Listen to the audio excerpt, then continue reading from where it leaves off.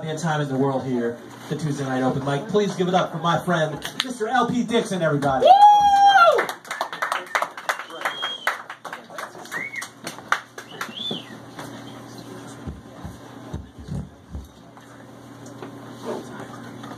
As you can tell from my outfit, I recently joined the Home Alone 2 Actors Guild. Still looking for that perfect paint can and iron. Oh, that kid. But, I wasn't always in comedy. I tried a lot of jobs. I tried nursing, but didn't have the nipples for it. Sort of a loser, sort of genetically destined to be a loser. My whole family comes from small fishing islands called the Magdalen Islands off the coast of Canada. So basically my family tree is a wreath. We printed it out on genealogy.com. It came out on a Mobius strip.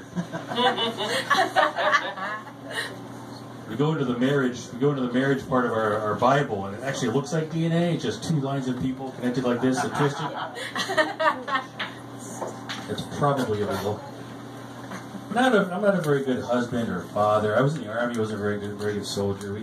We had great drill sergeants. Drill sergeants are really, it's really a much maligned performance art. I was in the military police, so they try to teach us about law enforcement in the Army, which is pretty easy because no one has any civil rights. So it's pretty easy to be a cop in the Army. So we had a black instructor and a white instructor, and they would mess with us and try to get us to laugh inappropriately, and then they would make us do push-ups. So the black instructor would point out to all the white, plebes that there's almost no recorded incidents of a black serial killer. Right? That's a good thing, right?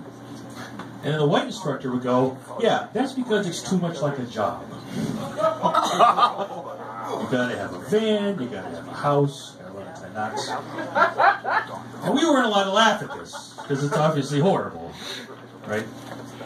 The worst part was, the only time we almost broke is when the guy had the brown round, which is the Smokey Bear hat, right up against my forehead, and said, Lance, you look confused.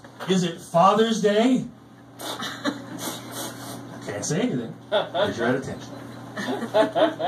A lot of guys got really cool nicknames in the Army, like Ace, Buster, Rocky, stuff like that. Mine was Peaches. I had broken up with a very nice Filipino girl who's a doctor now. Hi, Erica. This is on YouTube. Hi. I'm a lot more popular on YouTube because you can't smell me on YouTube. So I'm in the chow line, and I broke with this Filipino girl, and of course there's a Filipino cook in the chow hall that day, and she's making adobo, which is a very traditional, Filipino dish. And it's very, very nice, very cheerful lady. The Filipino lady goes, you know adobo? I'm like, yeah, I know what adobo is. We had just done a PT, I was very flush. And she says, don't look sad, you have a peaches and cream complexion. Very pale guy. Yeah. From a very white town. I mean, I made the track team in white town. So, of course, right when she says peaches and cream complexion, there's a 6'2" African-American drill sergeant right there to hear it, and you feel the hat on the back of your head. Move it along, peaches. You're supposed to keep your head down in boot camp. It's like 13 weeks, and no one knows your name. Day 3, I was peaches, that's why they'd ask for volunteers, and they'd be like, peaches! And be move it, drill sergeant! You see people going.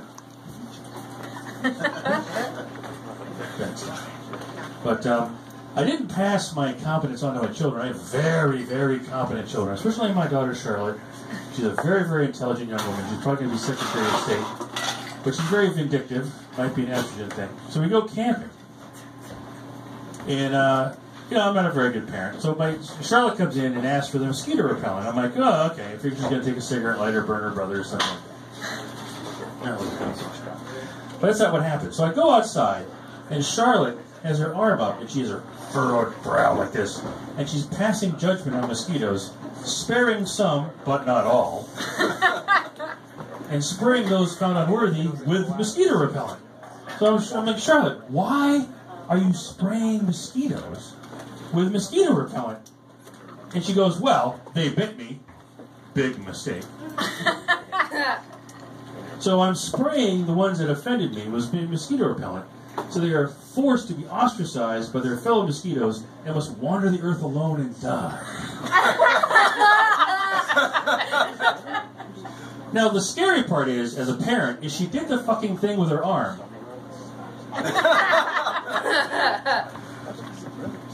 I unknowingly raised a James Bond villain, you know. I don't expect you to talk, Mr. Bond. I expect you to die. Well, that's what you get for being a parent. But I guess it sort of skips a generation, because my father was a very vindictive guy. He's the sort of guy, you get into a good-natured, you know, it's really hot in New England. There's like 2 days in New England where it's hot. And you get into a squirt gun fight, right? With your brothers and sisters, right? It escalates to water balloons and all that. My father would come back with a bucket. 2 days later, while you slept. That was my father. But you had to, you know, my dad had a hard time. He was in the Marine Corps, learned to be a photographer in the Marine Corps. He's Lance Eric Dixon, not Lance Patrick Dixon. So he had to answer the phone for 2 years, Lance Corporal Lance Dixon, and get yelled at every single time until a colonel said that causes confusion, change it.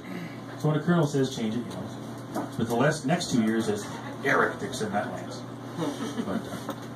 But now I work in HVAC, and you get to meet a lot of nice people. Sometimes they don't remember you, and everyone wants to blame the last guy. So what happens a lot in my job, you know, all those white guys with beards look alike, and they'll say, hey, what's going on with you? What's going on with this job? And they'll go, oh, well, the last guy, he sort of fucked it up, and Well, the last guy was me, in many cases. And it's fine, I get to go, oh, really? He was a real prick? Oh, yeah, real prick. Didn't know what he was doing. Oh, no, didn't know a fucking thing. I go, was he about this tall with blue eyes and a beard? Couple awkward moments there. My first day in plumbing and heating was we were putting in a backflow preventer. You have a giant shit pipe coming out of a huge apartment building. And you're trying to tell a bunch of people who speak 4 languages you can't use a toilet. It's impractical. You gotta crack the pipe. So my job, first day of the job, was to look out for, you know, incoming. So apparently your hand or a piece of string isn't good enough. You gotta get your face. You gotta have those fine hairs in your face. Fine hairs in your face up against where the shit pipe is. And you feel the air move and caress your face as the load way up high from Mrs. Rodriguez's toilet whooshes at you at 60 miles an hour, about to obliterate you. And then you leap out of the way and go, incoming! And everyone leaps out of the pit. Whatever happens, comes out of the pipe, and then you jump back in. I remember the very first really good piece of advice my boss ever gave me was, I get in there, I feel the air coming, I go, incoming, I hop out, whatever goes in there, we take the shovel, shovel it out. My boss puts his hand across my chest right before I hop back in, he goes, wait for the paper. Maybe a double wiper. That was the best advice I ever got. But thank you, you guys are great. Have a great night. Woo!